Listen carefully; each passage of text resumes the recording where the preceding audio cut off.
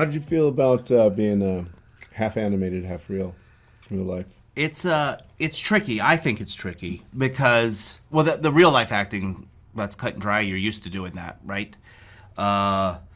With the animation process in a real space, to me, there's a lot of questions. I just was asking questions like, how far away? You're a curious actor. How far away is Stitch at this moment? Do I need to project more? Or is he 10 feet? Is he 20 feet away from me? Where in space is this? Like, I was asking these things because inflection and all that. So it's trickier to me to do animation acting, I think. Green screen acting, not that we even did that much. Mm-hmm. That's the hardest scene was the one where you had to do it on that green screen. We were on the scooters or something. It's not good. I don't like those. Those are hard to do. Yeah. But you're like, I just imagine this, and you're like, I feel so forced and. Yeah, and it's also you're sitting there and there's 50 people watching you, going and they're just staring, and they're like, maybe they'll write something down. But there's a comedy, as a comedian, that instant feedback is what you're hopefully used to live.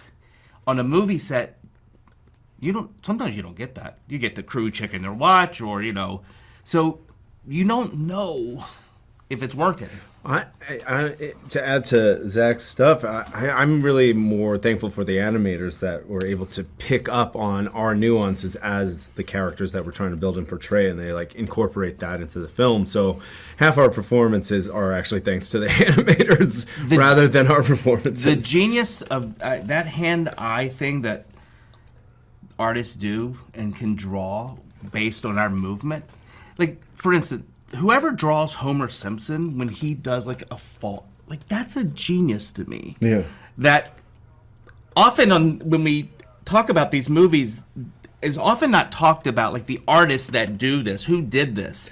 And they're always at the end credits. Yeah, small, but to Billy's point, they did more than we did. I was working with 6-year-old Maia. I think a gift, and it reminds me how much joy can be found in working in make-believe land. It's the innocence of just being I'm showing up, playing with this thing, and she did it day in, day out. She worked harder than anyone on that movie. And to see her every day coming up with a big smile and a hug, and you'd be like, yeah, this is beautiful. I get to be a part of this too, and I can bring myself up, present myself every day with that kind of energy. So it's actually a gift I didn't realize I was receiving every day.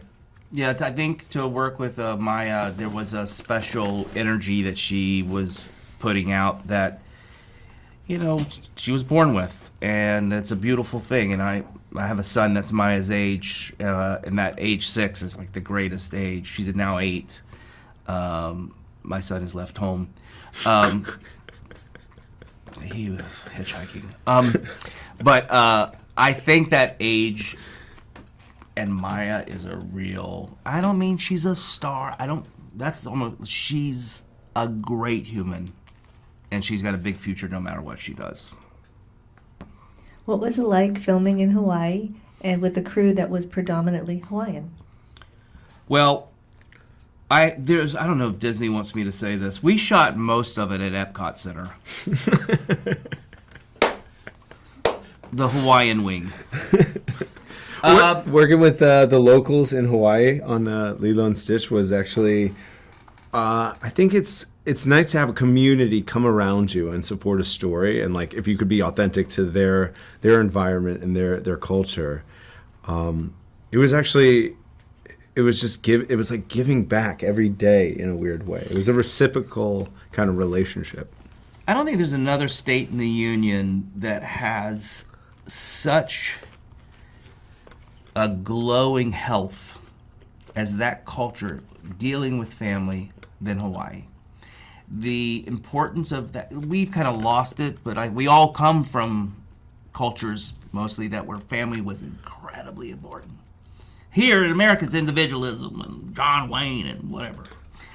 But family, and that Hawaiian culture, I said it before, the other 49 states could learn from that.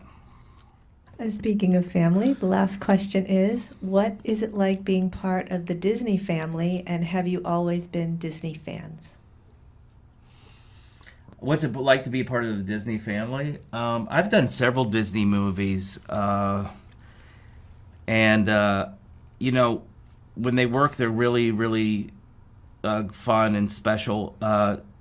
You know, one of the benefits is that we get to go in the front of the line at Space Mountain, but only Space Mountain. Oh, that's the only one. And it's Space Mountain Paris. And who wants to go to France? To be a part of the Disney family, you know, again, growing up, Disney's, you know, has a legacy of just year after year after year, and to be a part of it, sounds so stupid. You know, you wish upon a star, and it's like it kind of came true. I don't know. He's bringing it all together. I know, it really is this thing that was untangible, and now to be a part of the canon is kind of like, I don't know. It's a gift. I use this word all the time. It's a gift every time I get to be a part of it. Yeah, I think when you reach a certain age, at least for me, I'm just happy to be hired. I don't, like, I'm 55.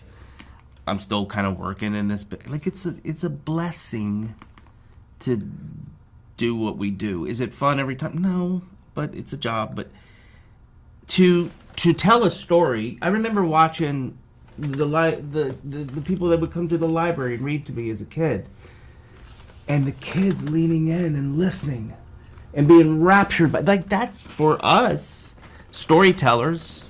We hope to. That's all we want. That's all you need. That's it. Yeah, the And greatest that feeling is now with this movie, right? Yeah, the greatest gift is really getting the feedback. Be like, I saw that with my kid, or a kid going, I saw that with my parent, and I had snuck a great into time. that theater. I didn't have to pay.